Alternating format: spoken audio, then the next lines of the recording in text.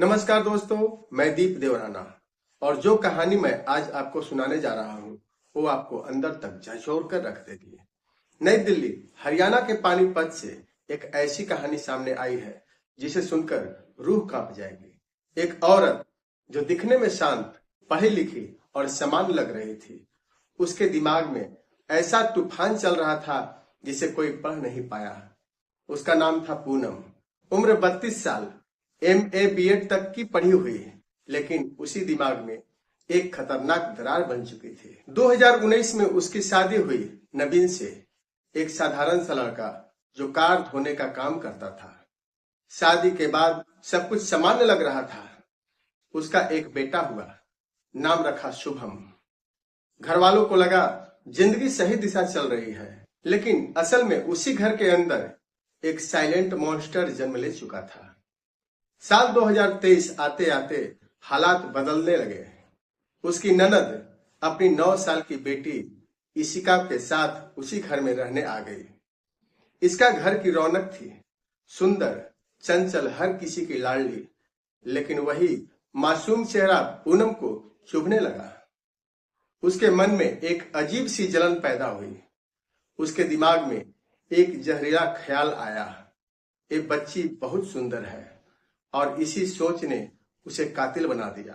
एक दिन जब घर में कोई नहीं था, पूनम ने इसका को पानी के टब के पास बुलाया और प्यार से बात की, और अचानक उसका सिर पानी में डुबो दिया। मासूम तड़पती रही, लेकिन पूनम के हाथ नहीं हिले।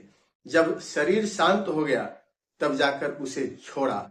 सबको लगा ये हादसा है, किसी को शक नहीं हुआ, लेकिन ये तो सिर्फ शुरुआत थी।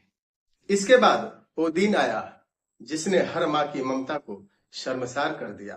उसने अपने ही 3 साल के बेटे शुभम को मार डाला। जिस बेटे को उसने खुद जन्म दिया था, उसी बेटे को पानी में डुबोकर उसने खत्म कर दिया। उसी दिन पूनम ने अपनी ममता का गला अपने ही हाथों से घोट दिया। घर वालों ने फिर भी विश्वास किया कि ये भी हादसा होगा। किसी ने नहीं सोचा था कि माँ अपने ही खून को मार सकती है। अगस्त 2025 में पूनम मायके गई। रात का वक्त था, पूरा घर सो रहा था। उसने दबे पांव एक बच्ची को नींद से उठाया और जानवरों के पानी पीने के लिए बनी हौद तक ले गई। 1 दिसंबर 2025 की वो मनहूस शाम आई। घर में थी 6 साल की विधि, जेठानी की बेटी, मासूम प्यारी सी बच्ची। उसे बाथरूम के पास ले जाकर वाटर टैंक के पास, वहां विधि को कुछ समझ में आता इससे पहले ही उसकी गर्दन को जोर से पकड़ लिया गया और उसका मुंह पानी में दबा दिया गया। वो तड़पी, फड़फड़ाई, लेकिन पूनम का हाथ नहीं हिला जब तक उसकी सांस पूरी तरह से खत्म नहीं हो गई। इस बार मामला हाथ से निकल चुका था। लगातार बच्चों की रहस्यमयी मौत से पुलिस को शक हुआ। पुलिस ने पूनम को हिरासत में लेकर पूछताछ शुरू की।